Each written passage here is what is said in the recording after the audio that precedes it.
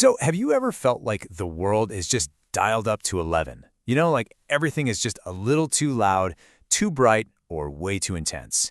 If that sounds familiar, you're in the right place. Because today we're going to talk about what's really going on when you feel that way. All right, let's kick things off with a feeling that I bet is super familiar to some of you. It's that feeling of being kind of out of step with everyone else, where your reactions to things feel, I don't know, just too much.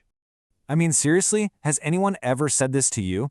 It's such a common thing to hear, and honestly, it's so dismissive. It makes it sound like your natural response is some kind of flaw, something you need to fix. But what if it isn't a flaw at all? Think about it. Do any of these hit home for you?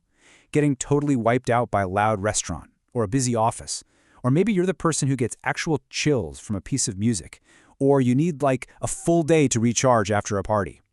These aren't just random quirks, you know? They're all pieces of the very same puzzle. And this is where we get to a really crucial shift in thinking. We're going to move away from that language of judgment, all that too much stuff, and start talking about biology. Because what we're really discussing here is a recognized trait, not some kind of personal failure.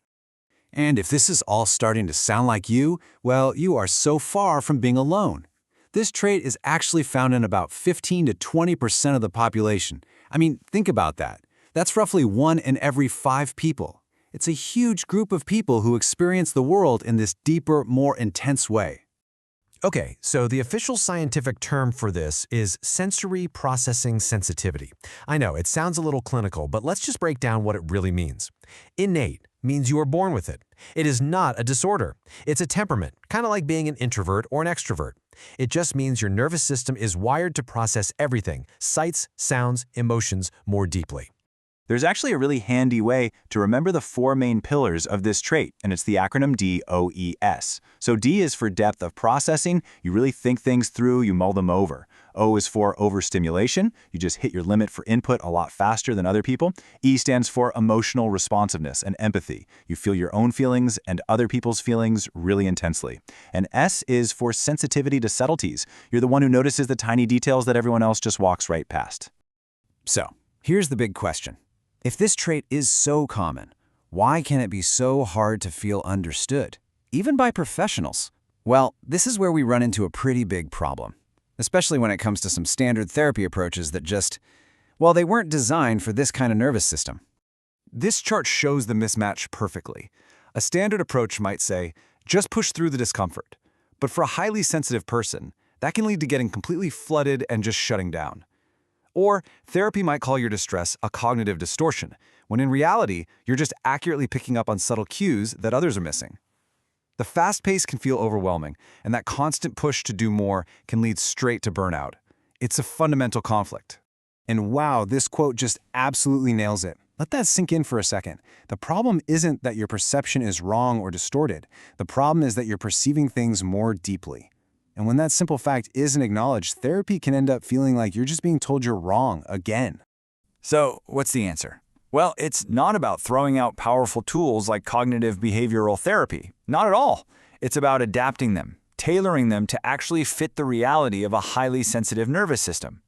A better approach starts with one simple, powerful step: validating your experience. From there, you slow things down. Instead of just jumping into a noisy, overwhelming situation, you take small, careful steps. And crucially, you build in recovery time. You focus on real, practical things like changing your environment to support you. In this model, taking time for self-care isn't a failure. It's a sign that you're succeeding. You know, I absolutely love this metaphor. The goal is not to become some kind of superhero who can handle unlimited stress. That's just not realistic. It's about learning to manage your stimulation budget. It's just like a financial budget. If you know a big party is going to be a major withdrawal from your account, you plan for it. You make sure to have a quiet day beforehand and a recovery day after. It's strategic, and there's zero shame in it. And that's what this all leads to, right? The ultimate goal. This isn't about just surviving your sensitivity. It's about learning how to actually thrive with it. It's about creating a life that works for your nervous system instead of constantly fighting against it. When it all comes down to it, the biggest change has to happen inside. It's about finally letting go of that deep, painful belief that there's something wrong with you, and instead replacing it with the simple, powerful truth. My nervous system just works differently, and that's not just okay, It's completely valid. So let me just leave you with this one last thought to take with you. What if all the time and energy you've spent trying to toughen up and be less sensitive was pointed in a new direction?